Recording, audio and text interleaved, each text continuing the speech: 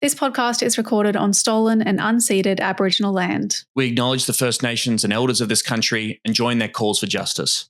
Always was, always will be Aboriginal land. Do you want to kick it off? Would you like to kick it off, please? Would you like to kick off? What time's kick off? Or kick-ons? Very different things. You kick off. Kick it off? You have kick off at a certain time, and then after the kick-offs, you kick on. Yeah. I'm familiar with drinking culture. God, you're such a narc. Such a fucking narc. If you're having a party, I'd be like, why is she here? She's not drinking anything. People would not say that if I came to a party. They would say, wow, it's Emerald Moon from Serious Danger. That's true. They would say, I'm a Patreon subscriber. And I really loved that intro that you did to the episode about the CFMEU. That's right. This is Serious Danger. You know what it is. It's a podcast about green politics in Australia, produced by Michael the Griffin and not an official Greens Party podcast. And yeah, we are talking the big C, the big C, the big F, the big M, the big E, the big U, with unionist and former CFMEU official herself, Elizabeth Doidge. We went deep on the CFMEU corruption scandal, the thuggery, quote unquote, et cetera, that's been playing out since July last year, what it all means, what the CFMEU actually is. I really enjoyed this conversation because we were kind of there was a big focus, and I think Elizabeth explains really well the way that the CFMEU has been portrayed in the media as like just John Setka or like just a group of, of well-paid thugs, when in reality it is a massive movement, organization of just ordinary, hardworking fucking people who deserve better. We talk about that. We talk about the government's response at the time, the Greens and the shit that they've copped for standing in solidarity with the CFMEU against the laws that put them into administration, and then kind of where things are at now. Elizabeth rules. It was great to sort of go deep and spend the time on this and sort of getting into all the ins and outs of this issue and what's happened to her union, what it's meant for her personally. Just before we go into it, I mean, we talk about going to administration a lot. I think it's important just to underline when we say that the CFMEU was placed under federal administration, what that means is that members don't get to run their union, right? They appointed administrator, and so all the internal democracy that normally happens within the union is suspended for at least 3 years, thanks to the Australian Labor government. And that's what's currently happening at the moment. Now, that administrator would argue that he's in charge of investigating these serious allegations, which, you could argue, okay, maybe fair enough. But we should do that, one might say. Yes, let's do that.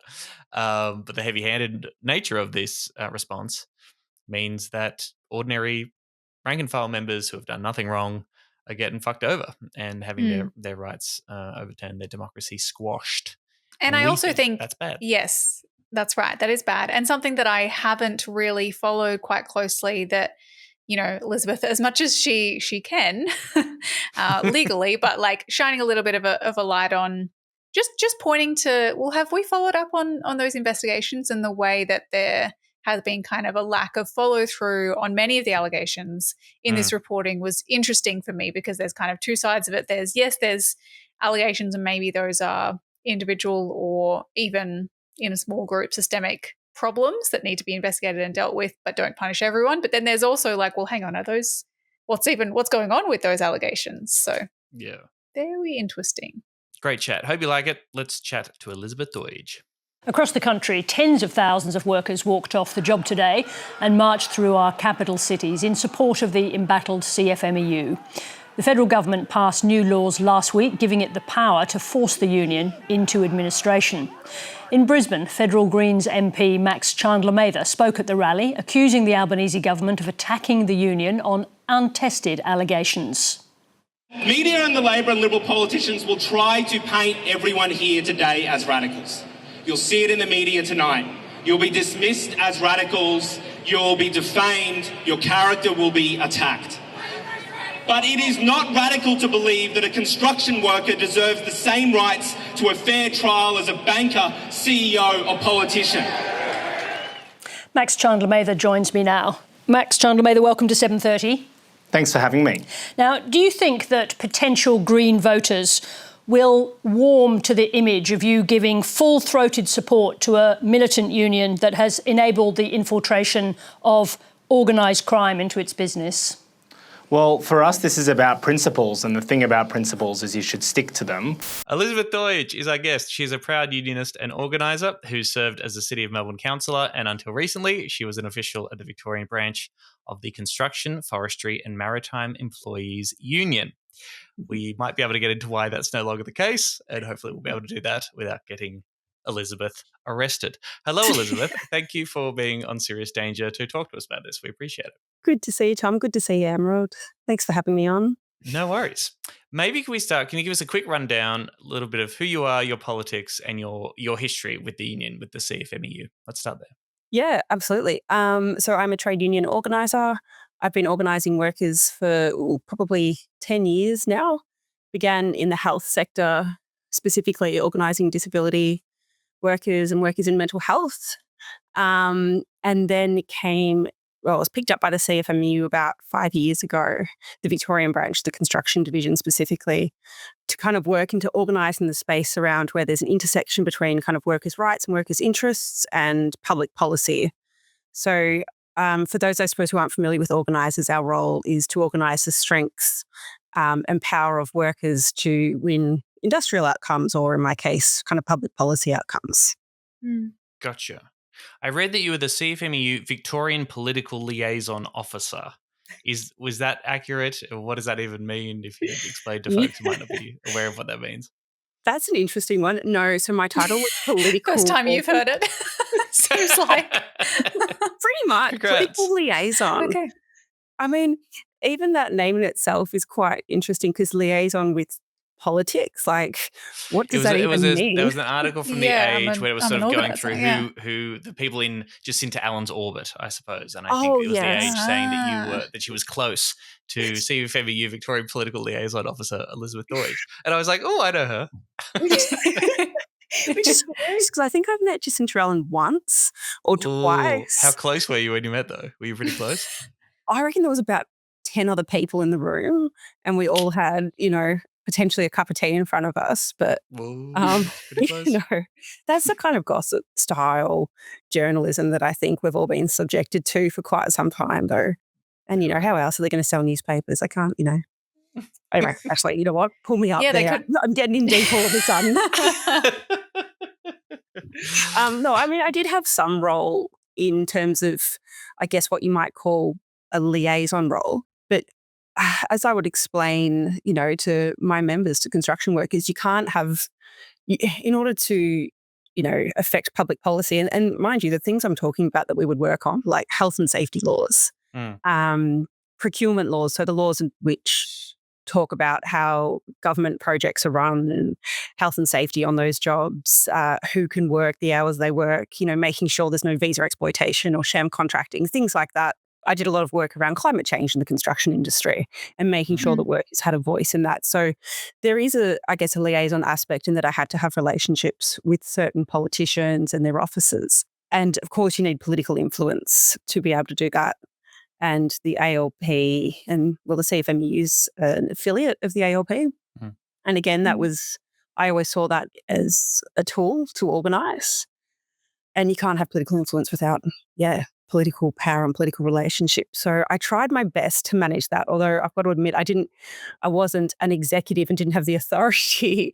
So a lot of what actually happened in the CFMEU was more my job to execute rather than to establish strategy, unfortunately. I like to think things would have been a bit different had I had a bit more say about how we go about things. But so because you were an employee, whereas the executive, are they elected by members? Yeah, absolutely. Yeah, at the CFMEU, there's quite a number of elected officials. So you've got 6 members of the executive that are elected, and then you have a branch committee of management, which are elected by the membership, and you have a number of organisers and other positions as well that are elected. Yeah. And also political education within the union, right? I mean, full disclosure, the way that I know Elizabeth is that she very kindly asked me to come and speak to a bunch of CFMEU members about my little book and about the wonders of democratic socialism. And I was terrified, but it was so fucking cool because it was a bunch of, real men with who I had to talk to with tats who were like seriously interested in With how tats, fucked he up capitalism says? is. I know. I'm scared. I'm a scared Bless. little boy. But they were, real dudes who, fucking make stuff with their hands, but they were fully engaged and interested in, the way that the thing that everybody can see, that lots of working class people can see, which is that the capitalist system fucks us over. And the idea of gathering together with other members of your union, other members of your comrade to talk about those big ideas, it was that little glimpse that I had into that was very cool, I thought. Yeah, well, that's the role of an organizer, and that's the role of all organizers in any situation, is education and making sure that those people, like, the power and strength isn't just within, your labor, it's within your education and your knowledge as well. And I think it's fair to say that a lot of construction workers have been disenfranchised from the education system or broader systems which allow for political engagement or engagement with the current affairs. So what we would do is, it was great to have you, Tom, actually come along and be able to speak to these guys who are really keen to learn and understand about how to engage with what's going on around them in a manner that was far more interesting than me up there with a bunch of like PowerPoints and like, this is a preferential voting system. Yeah, no.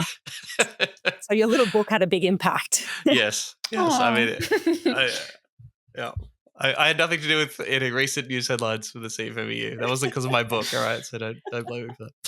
We'll get into that. Before we go any further, perhaps should we just give a disclaimer to listeners, and for your sake as well, Elizabeth, and we'll get to exactly your involvement and or the consequences of recent headlines involving the CFMEU and what's that meant for you.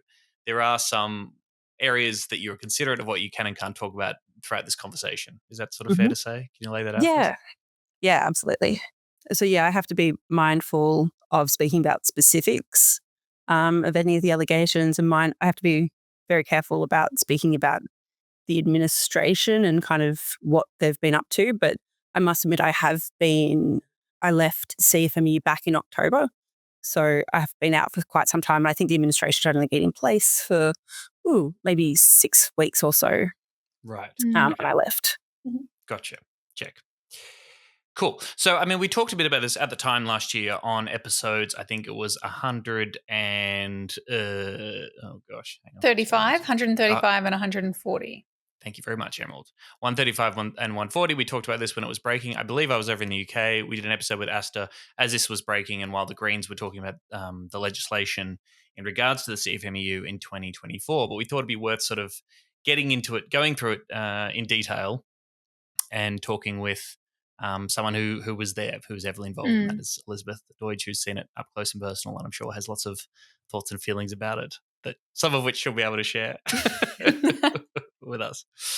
But just a brief recap, this is back in July 2024. You've got 9 Fairfax, AFR, and 60 Minutes reporting this building bad investigation, alleging the CFMEU had been infiltrated by bikies and organised crime. There were very serious allegations there, standover tactics, misuse of union funds, and general corruption. That reporting included information from a whistleblower for the manufacturing division. There was surveillance and audio revealing how bikies, criminals, and underworld figures had infiltrated the building industry, including on large publicly funded projects. It also included the story of one young man who died after suffering what his mother said was terrible bullying at the hands of the CFMEU.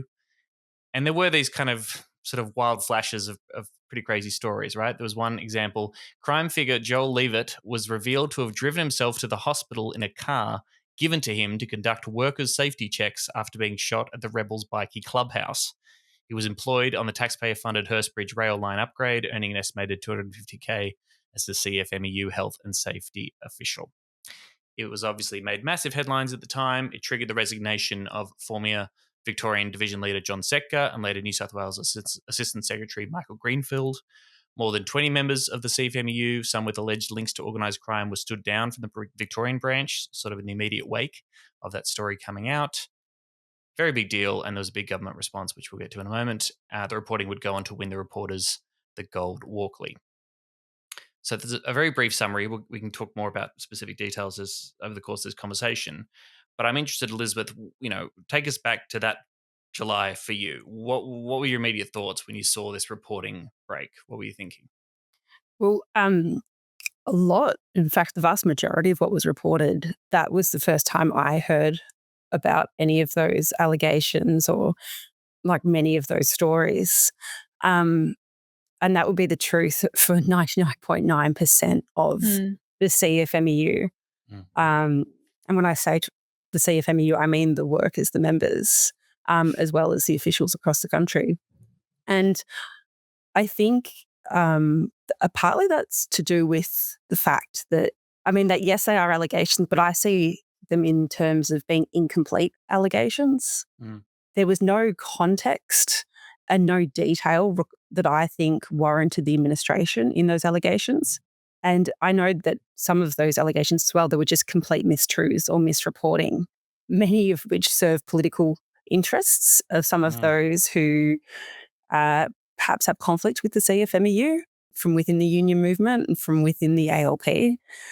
And I'm not saying necessarily that they aren't serious allegations, but no charges have yet to be laid to anyone. No one's been pursued just yet.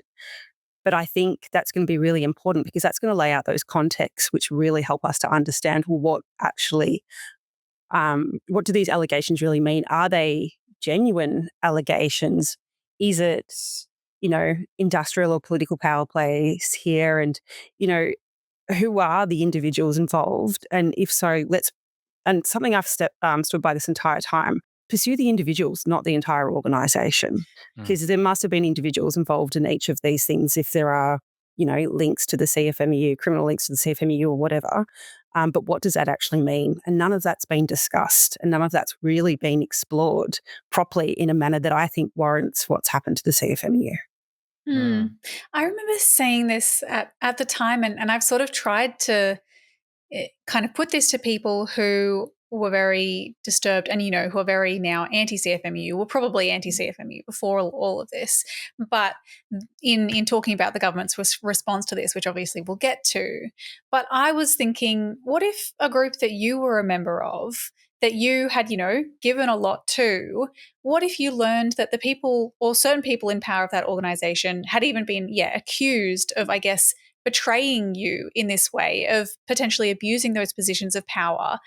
How shit would you feel about that? But then do you think that you would deserve to get punished for that? Wouldn't that be deeply unfair? And for some reason, I feel like so many people just couldn't connect those dots and just were so quick to buy into the idea that the CFMEU as a whole and every single person involved in it is, could be tarred with the same brush. And there's something about that I really do want to, I still am trying to get to the bottom of, where it seems as though the majority of middle and upper class Australia just do not see CFMEU workers as people. They don't see the CFMEU as being made up of people, of ordinary people and workers. It is just this evil, I don't know, symbol or something. And I think, Emerald, you're completely justified in feeling that way. And I think there's been this really well orchestrated and long-term campaign by what originally was, the right-wing media. But I think it's fair to say that, what I consider to be progressive media and left-wing media has kind of jumped on board with this kind of witch hunt style framing of the CFMEU. And I don't know, it's like gossip tabloid style journalism. Yeah. And we can come to Sarah Ferguson's interview with Max Chandler-Mather later on. But I think that's a really important way to kind of look at how the CFMEU has been framed. But right-wing outlets, and let's just call it all mainstream media, would love for the CFMEU just to be John Setka, would love for the CFMEU just to be its leaders. And I've got to admit, the leaders of the CFMEU have not always been fantastic at telling the true story of who the CFMEU are.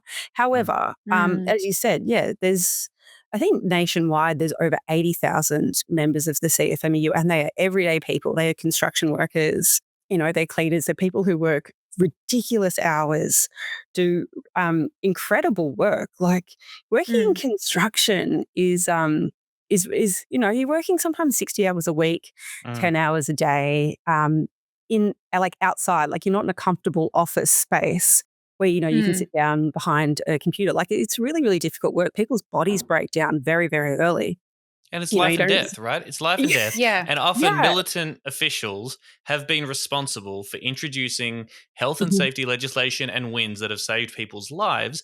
And that's just to Absolutely. say that's vital work, but it also explains Mhm. something. It says something about the level of loyalty that a lot of members have towards the leaders in their union. Okay, now that doesn't endorse every single piece of behavior that official might take a part in, but yeah, I Yeah. think you're right. That is often so missing in the discussion Yeah. around what this union is and what it does. And like, I think as well, I mean, it's not just the pursuit of John Setka as well. But if you think about it, like, especially in the past 12 months, there were a number of articles talking about, and I'm using quotation marks here, lollipop ladies, unfairly earning $200K a year to hold a sign. The Which Courier Mail's favourite article. Like, they roll them out every month. Well, it's just wildly inaccurate to begin with. Secondly, you know, to earn that much money on a construction site, you have to be working a lot of overtime, right? And that is not your choice. That is because the project is running behind.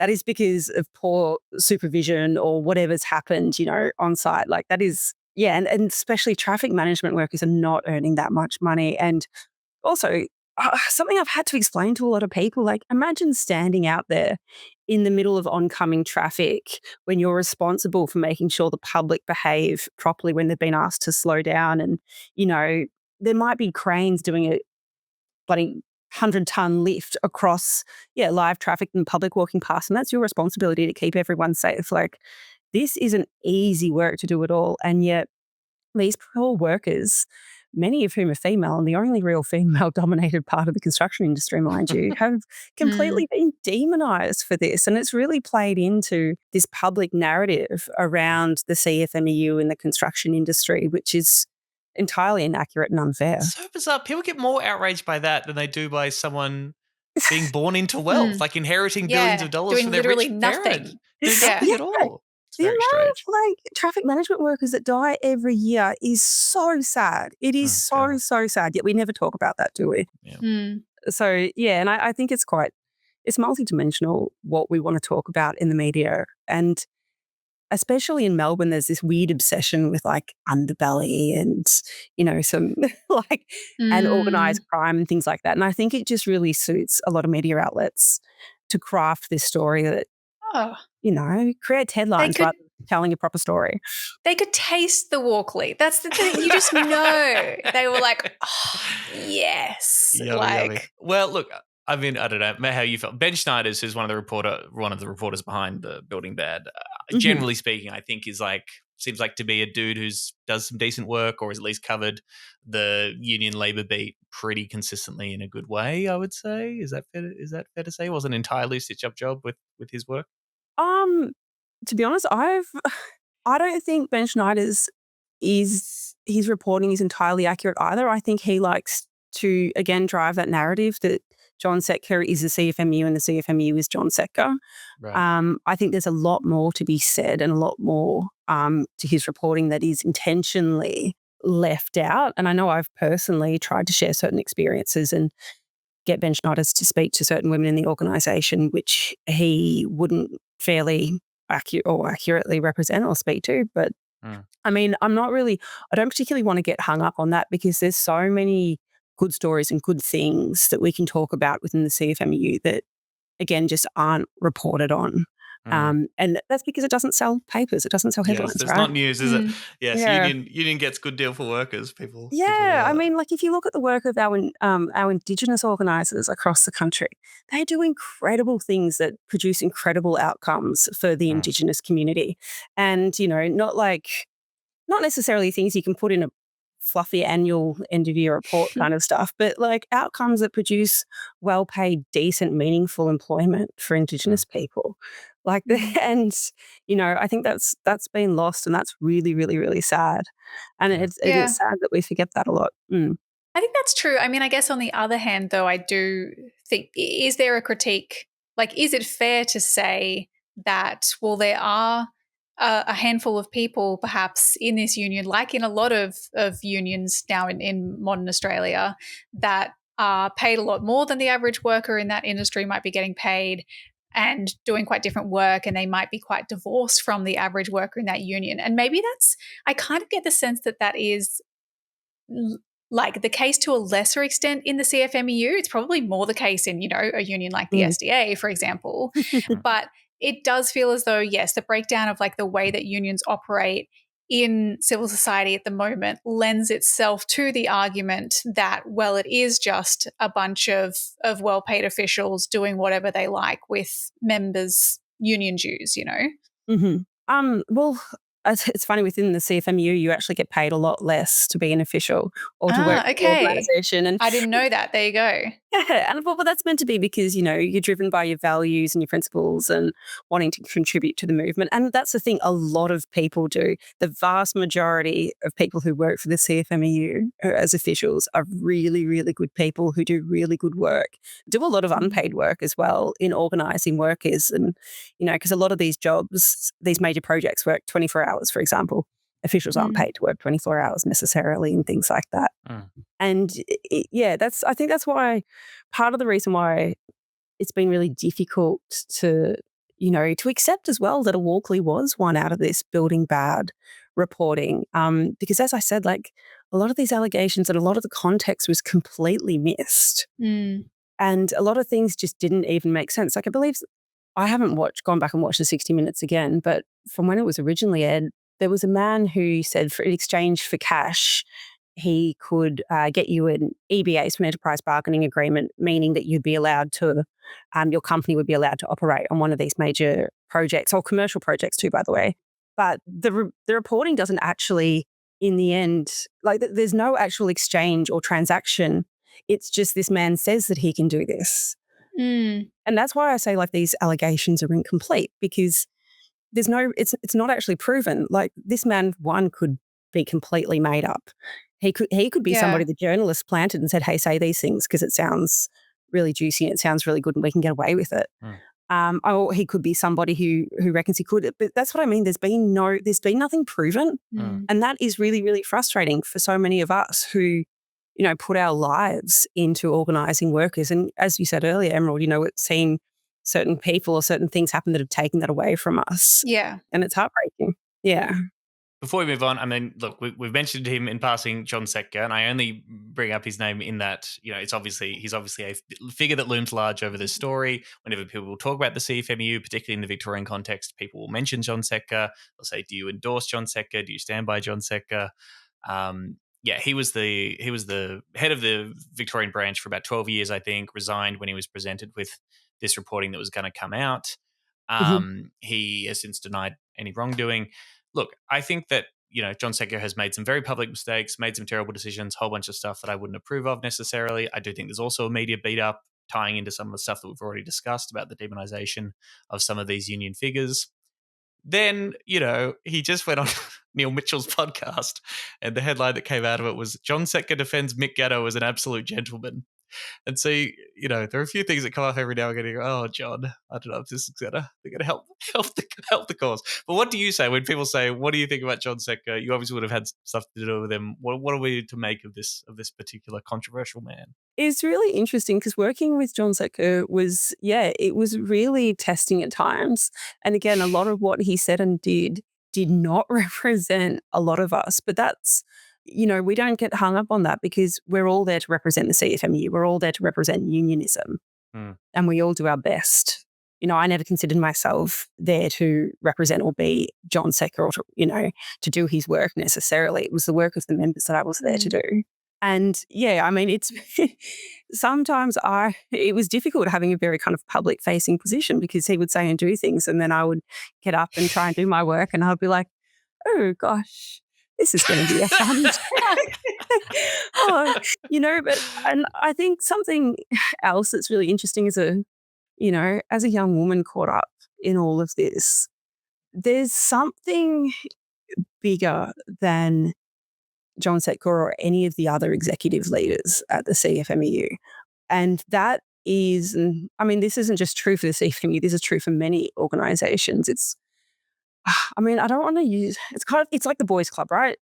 There was this mass of power and leadership that everybody was answerable to, even John Setka was answerable to. And that comes as part of being an organisation with elected leaders, right? And that was very difficult to navigate, and that was very difficult to work around because, you know, your power is really limited. And it's funny, sometimes you have to organise within your own organising, be able to have a say or have a, you know, to have any influence. But because there'd be like factions and stuff within the union, right? And power brokers and sort of the way that people negotiate, sort of the same way in a political party. There's a bit of that going on, no?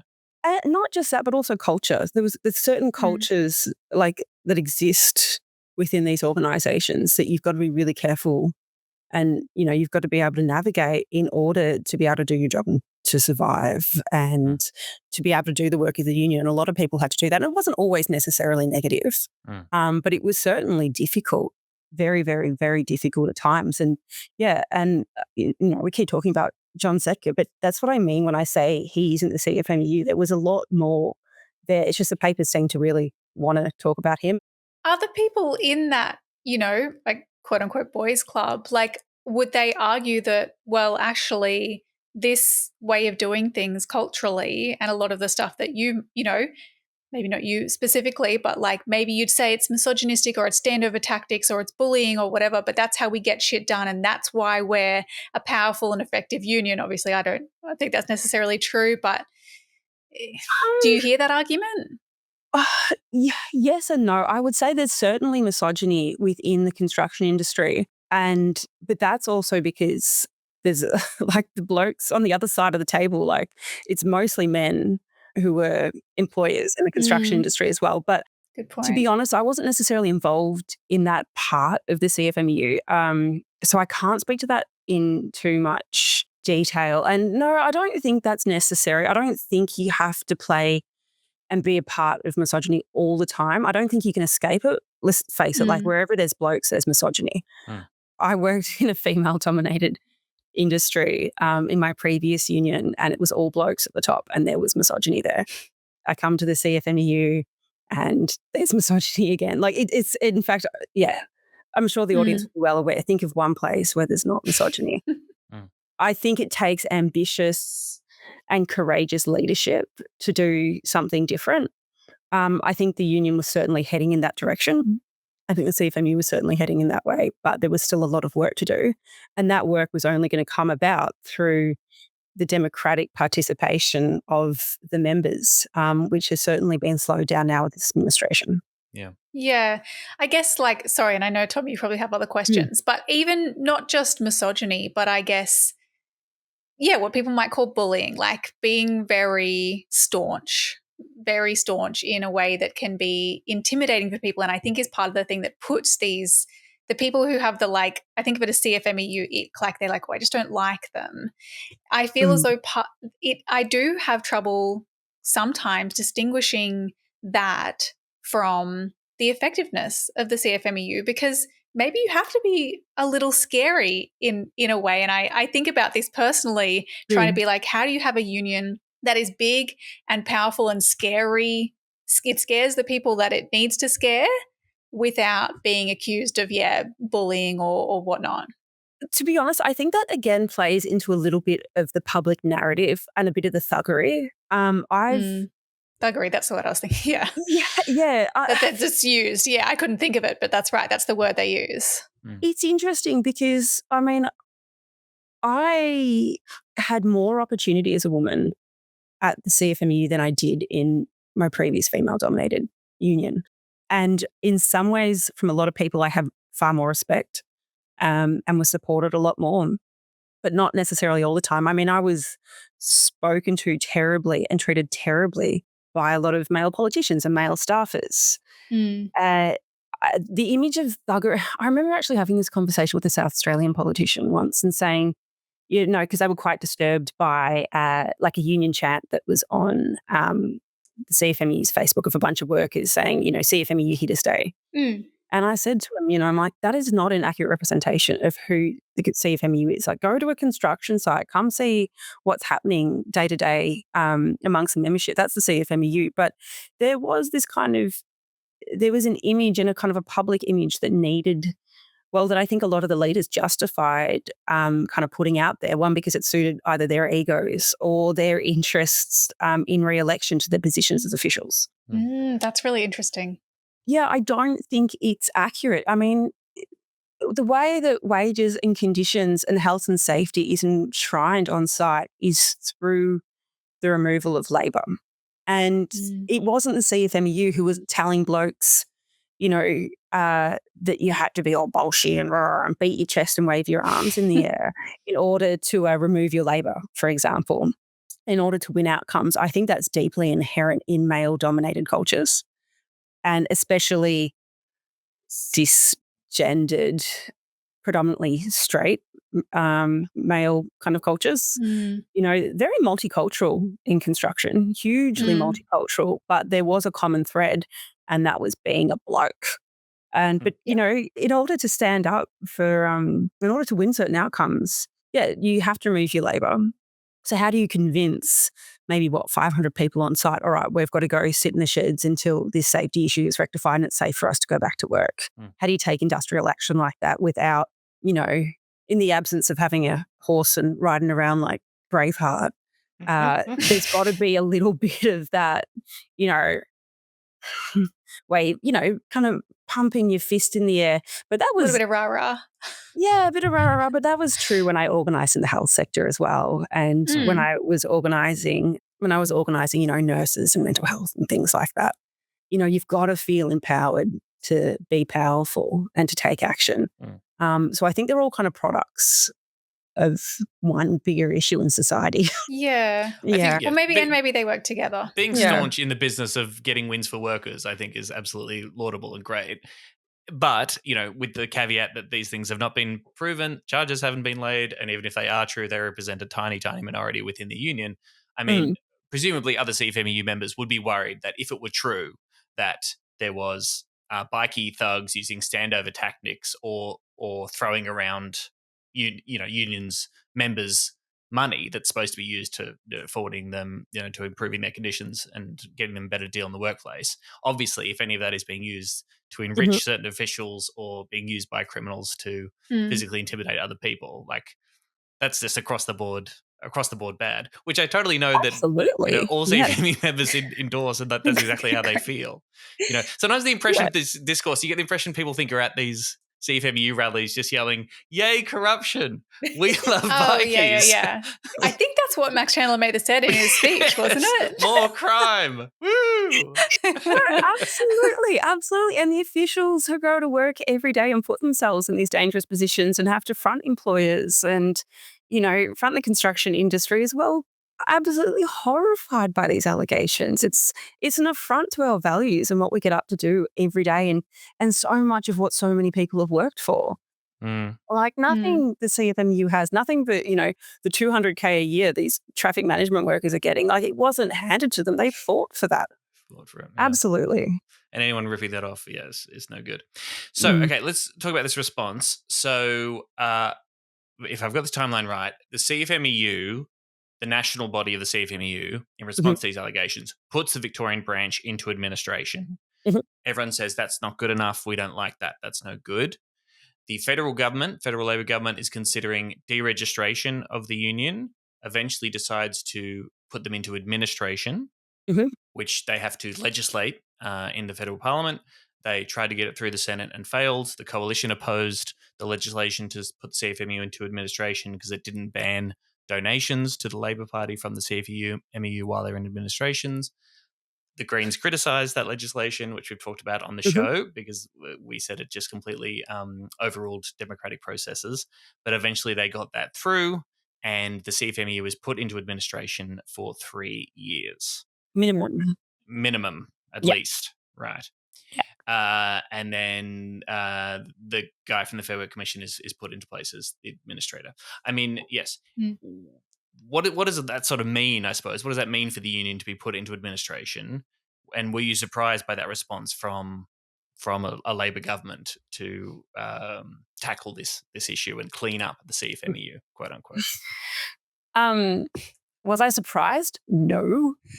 There are huge benefits to certain parts of the Federal Labor Party to put the CFMEU in a nice little box and tuck them away on a shelf. In fact, to change the legislation to be able to control and have a lot of influence over the CFMEU, there's huge political benefits and it serves massive political interests, especially of some of the people that would have had a lot to do with the original 60 Minutes reporting. And it's interesting that hasn't been scrutinised in any way publicly. Can you explain that a little bit more? Because some people might say, well, lots of Labor branches were disaffiliating from the CFMEU, which means they do lose amount of money in affiliation fees. So can you, to the extent that can you explain a little bit more about exactly what those interests are and how they were served?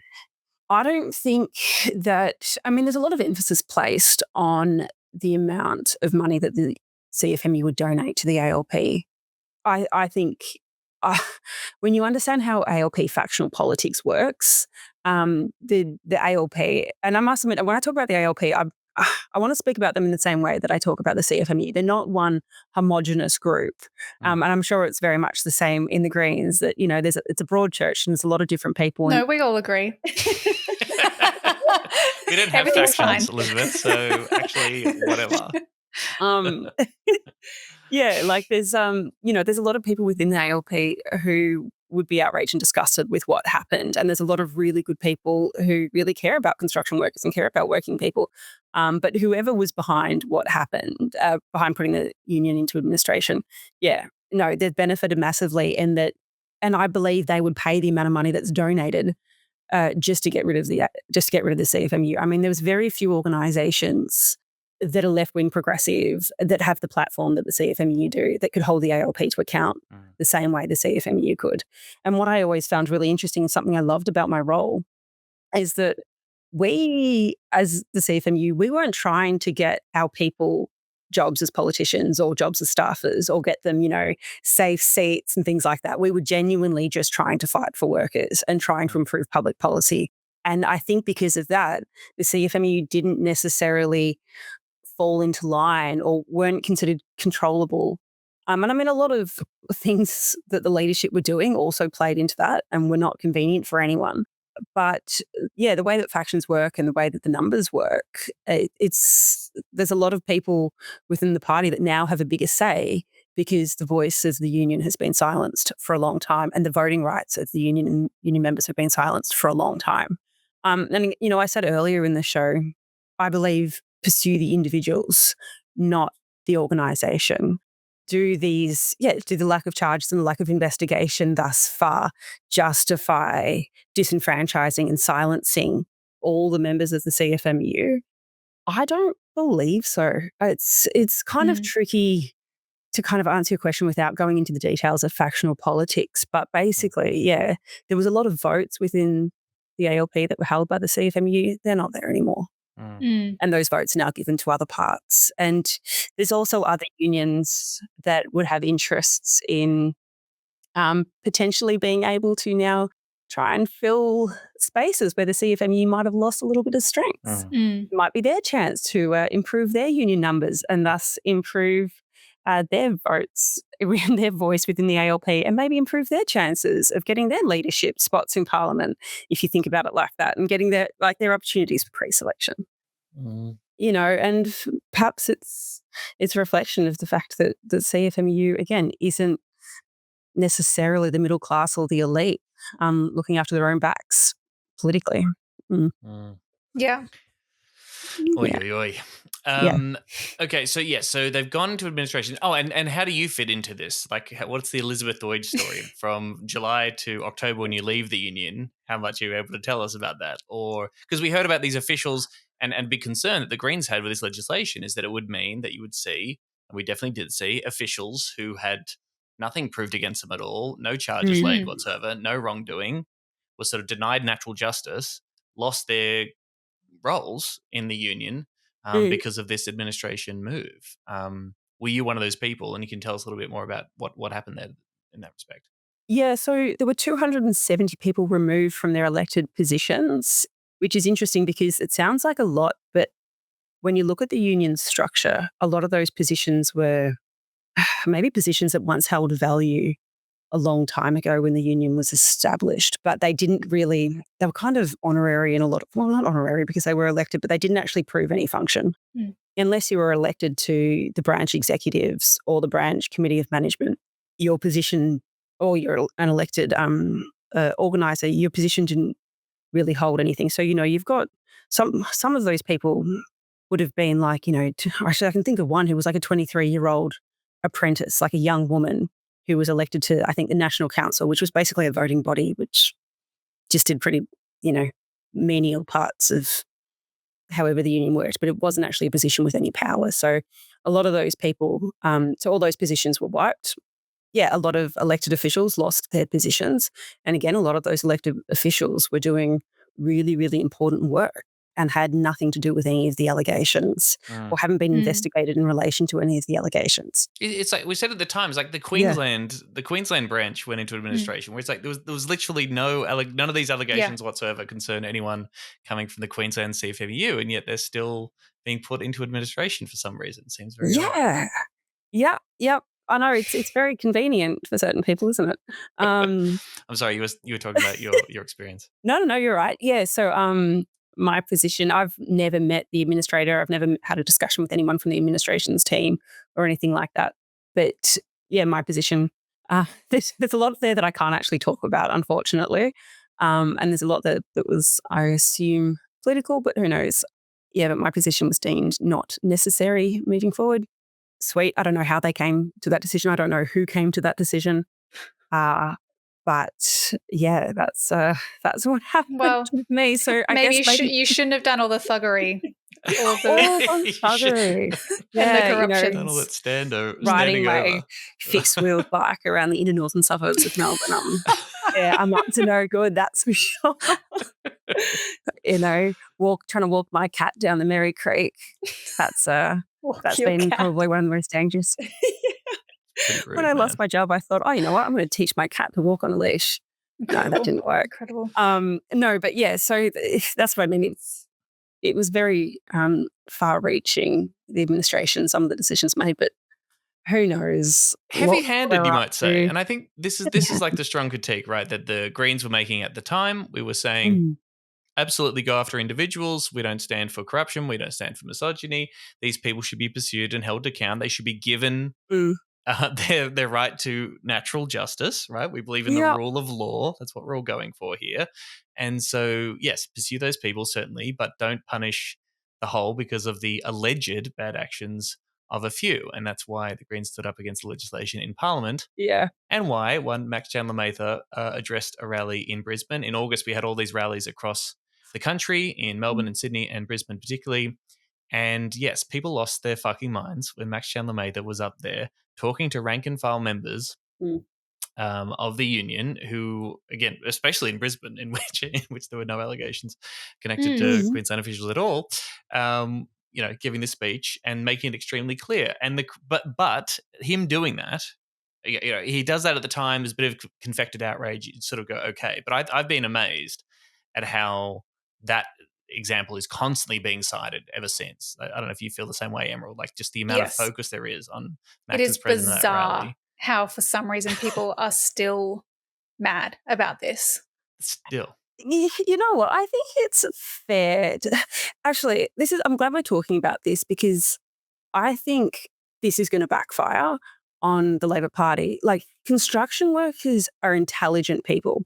Like, they're not stupid people. They're hardworking people, and they're people who genuinely give a fuck about their families and, how politics affects what they do every day. And by disenfranchising them and kind of making a mockery out of them, the Labor Party's really upset a core base of their voters. And Max Chandler-Mather's got up and stood up for them. And, it's one thing to talk about the allegations and one thing to, for us to bring attention to that. But it's also another thing to talk about the suspension of the democratic values and the principles of the Labor Party in this administration. And that's what Max Chandler-Mather stood up for. And I think construction workers will see that and say, you know what, that's someone, here we go, here's a construction term that I learnt. That's a bloke with a bit of courage, who's not afraid to have a dip, who will stand up for us. And I think that's gonna pay it forward for the Greens. I've actually got a letter here that you guys might find interesting that my mother, in true Boomer fashion, wrote. It's a complaint she made to Tom's mates over at the ABC in regards to Sarah Ferguson's interview with Max Chandler-Mather on 7:30 back in August, which I think really nicely summarises I guess the media's response to his support for the CFMEU. Is that something you'd like me to read? Yes, please. Absolutely. What's your mum's name? Pixie O'Sullivan. Slay. Okay. Yeah. Fuck yeah, Pixie. Pixie O'Sullivan. She's 74 years old. She's from Thornbury. Grew up in Sorry, Broadmeadows. I just love the fact that everyone's like, Pixie, normal name, fantastic. Everyone moved. Oh, Pixie O'Sullivan, love it. Her name's Karen, but she's like 4'8", so everyone calls her Pixie. Sorry. Amazing. Adorable. Yeah. Great. So here we go. To the ABC Ombudsman, complaint, ABC 7:30 program. I was concerned to see the interview Sarah Ferguson conducted with Max Chandler-Mather on the above-mentioned program. Rather than an interview, Miss Ferguson seemed more determined to drive her own point of view, a point of view which I felt was fairly shallow, populist and based in selective outrage. By contrast, Mr. Chandler-Mather was trying to address very serious questions that the knee-jerk political and media response to the pile-on of the CFMEU raises. Matters of separation of power, of selective use of legislative power, and the implications for the relative power of workers and capital. I would have liked to have heard his answers, but I couldn't because Ms. Ferguson kept talking over her guest. It gets better. Her opening question referring to the Greens voters was an attempt to avoid the issues Mr. Chandler-Mather had raised in his address to CFMEU members when he appeared at a CFMEU rank-and-file rally, and instead was a self-indulgent attempt to preempt what Greens voters think. I can tell you, I was glad the party had a courage to stand up for the important principles involved here.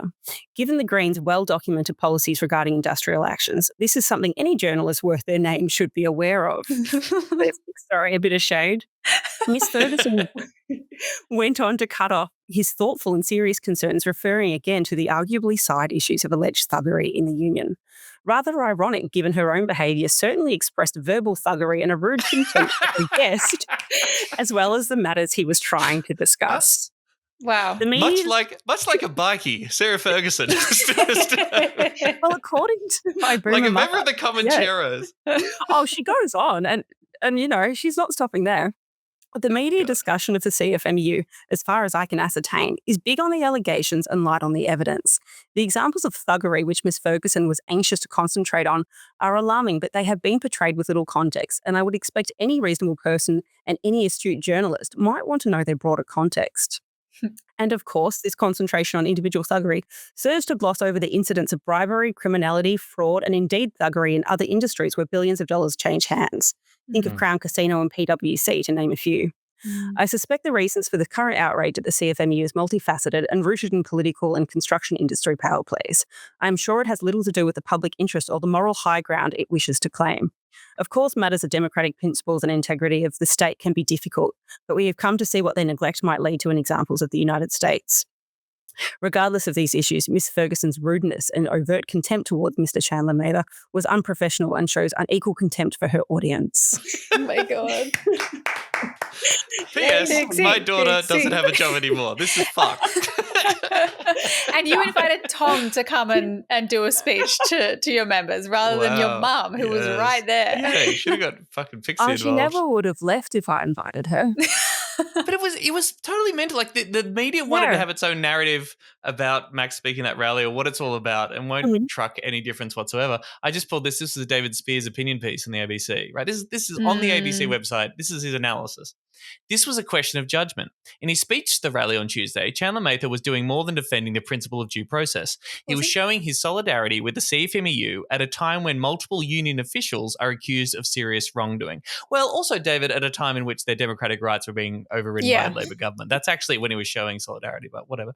He chose not to condemn the alleged behaviour imagine that, condemning alleged behaviour while holding the microphone. Instead, he assured the crowd, everyone here opposes corruption. Everyone here opposes misogyny. So, right? what is that? What is that then? It's not a condemnation of the alleged behaviour. Mhm. Jesus Christ. Mhm. Anyway, but we just wanted to vent our anger on that, I suppose, and Yeah, I don't know. Yeah, is it sticking or is it going to stick around? Are we going to see it in the election? I suppose I'd be interested in your thoughts on that. you've now got 80,000 construction workers plus their families across the state who are not going to be voting Labor. And as I said, these are intelligent people who know how to make decisions. And something the CFMU or something that I was trying to do is, I will never tell someone how to vote, but I will help them to come to their own decision on how they want to vote and who they want to vote for. And there's a lot of construction workers out there who are educated on how to come to a decision, who's going to protect them and who's going to look after them. And they don't necessarily see it within the context of protecting CFMEU leaders or protecting John Zetka. It's about their opportunity to bargain for better wages, for better conditions, and to make sure that their work sites are safe. And also just think about okay, so there might have been some problems in some branches of the union. How are we going to make the union better? Well, you can't vote on who leads your union for about 3 years. All right, is that going to help us? Or is that going to improve things? Or is that going to just put a muzzle on Well, you can't people being trust able to these reform dumb or do blokes anything? to choose their leaders. I feel like there's an element of that in it, right? Like it's kind of a patronizing approach in a way. Yeah. Yeah, very much so. And I think that's what the ALP's done to construction workers. They say they're a party of working people, but here are working people who you're saying are being subject to all this criminal behaviour at the hands of their leaders, and now you're just going to further disenfranchise them. And I've got to call out the ACTU for this as well.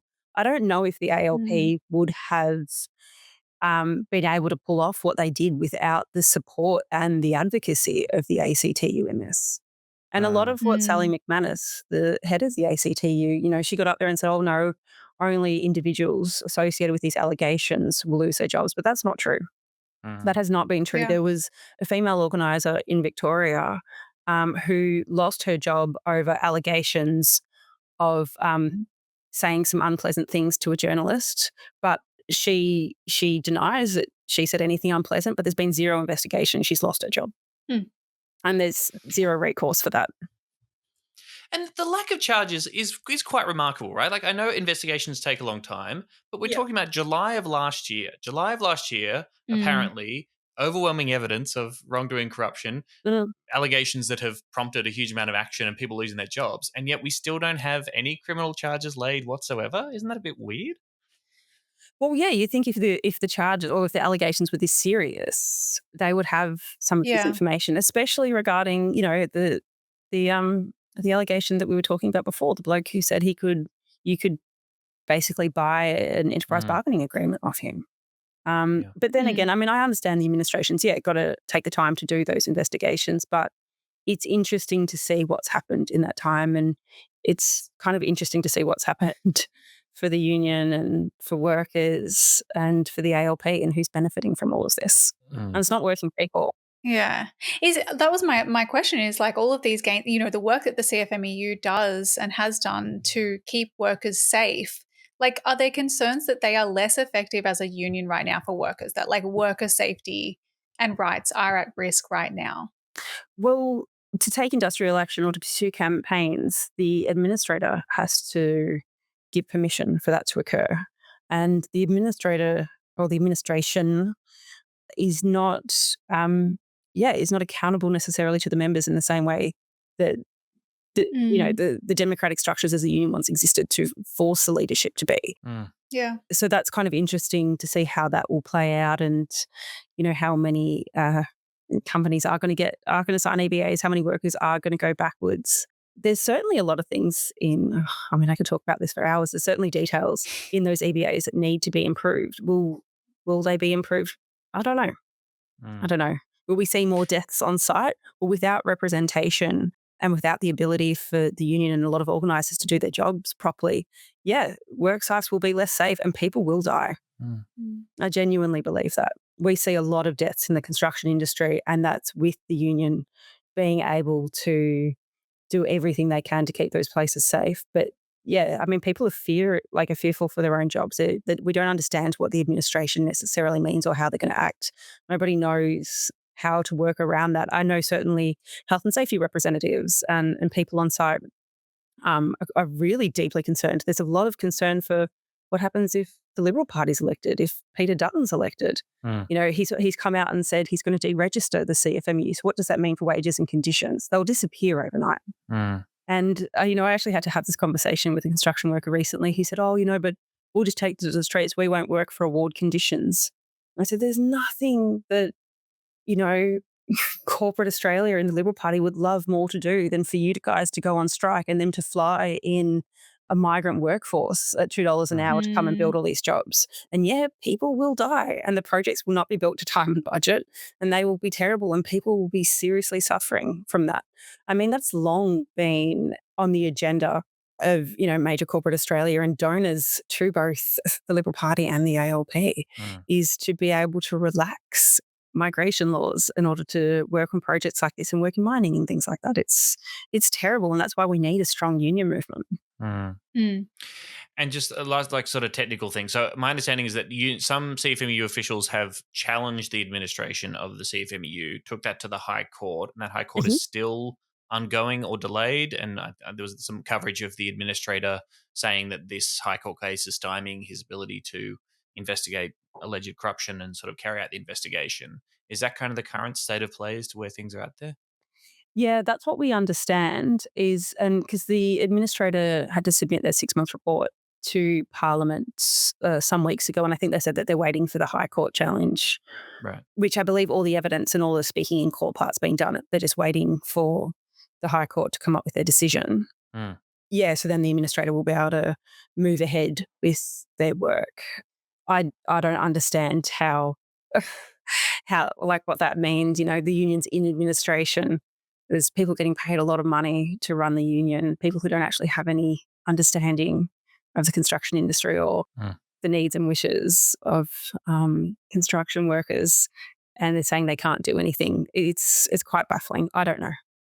Yeah. Are you okay? Are you gonna be able? Is there an element of, like, I don't know, stink from this on you personally? If you tell people I used to work at the CFMU, we know that there are some News Corp attacks on you at the moment, which are very depressing to see, and I'm sorry that's happening to you. But yes, are you okay? Are you okay, Dave? I am okay. Thank you for asking. Again, as I was saying earlier, it's always, if you know you work for the CFMEU and you represent the CFMEU publicly in a lot of spaces, it's always been difficult. But that's I've always accepted that because I've known the work I've been doing helps the construction industry and helps working people, and I've seen that, and I have been able to do some good work, and I have been able to work with a lot of people, including politicians, who genuinely care about construction workers. And the union is bigger than any one person. It's bigger than me. It's bigger than any of the leadership. And that's the important thing that will always drive me in my values and what I believe in and what I do. Yay. Hell yeah, comrade. Well, yes. Thank you for talking to us about all this, and thank you for doing what you're doing. And I'm sorry that this happened to you. And No. I mean, that last sentiment should inform us as members of the Greens, as leftists generally, and it's fucking hard. We got to stare down this kind of anti-worker, anti-union nonsense whenever it crops up, because it's fucking brutal, particularly when you've got the Australian Labor Party, the Australian Labor political party, basically agreeing with the Tories and folding completely on these questions and throwing workers' rights under the bus, you know? Yeah, it's really, really terrifying. And the scariest part of all of this is we could end up with Peter Dutton as our Prime Minister. Yeah. Like, what kind of world is that? Yeah. Yeah. Anyway, thank you for having me on today, and thank you for the discussion. And, you know, I hope Greens members think really deeply about what all of this means and look beyond the gossip columns and the headlines. I know that the CFMEU are hardworking construction workers. They're everyday people. Yeah. They're good people. They're really, really good people. Yeah. You included. Do you think we need to be more fearless in that, Emerald? Like, if people are going to challenge Max and sort of, you know, or try and tar the party in whatever way, or think, oh, we went a little bit too far, is it more about being a little bit staunch and just sort of saying, no, fuck it, this is what we believe in, and this is why he spoke at that rally, this is why we criticize this legislation, we believe in work? I think that that's the ideologically correct response. It is just so hard when there is, the entire weight of the mainstream media. And as you say, it's not just conservative media, it is quote unquote progressive media there is that entire weight against the CFMEU and against any solidarity that the Greens have been offering to CFMEU members. and even just support for not completely screwing over the rule of law. So it is hard because you can have a conversation with someone where you're like, yeah, but you realize these are real people, right? And we should have those conversations. But everything else that they're seeing is just, it's thugs and it's John Setka. So it is difficult. It's an uphill battle, I think. Yeah. Oh, yeah. But when we must fight. Yes. When we must fight. Yeah. I'll link it again. We mentioned it, I think, when we talked about it on the show, but Guy Rundle did write a great piece in Crikey at the time to stand up with the CFMEU against a cooked up scandal that I think makes the argument pretty bloody well. That's definitely worth a read. Elizabeth Doidge, thank you so much for joining us on Serious Danger. We really appreciate it. And yeah, best of luck. Best of luck, comrade. Thanks, guys, and best of luck at the comedy festival. Oh, thank you. I'm not doing a show, actually. I'm being very lazy. But okay. I won't see you then. Bye. Never mind. I'll have to go We see can still Tom hang Riddle. out. Jesus. no, don't you dare. Thanks, guys. Have a good one. Serious Danger Australia.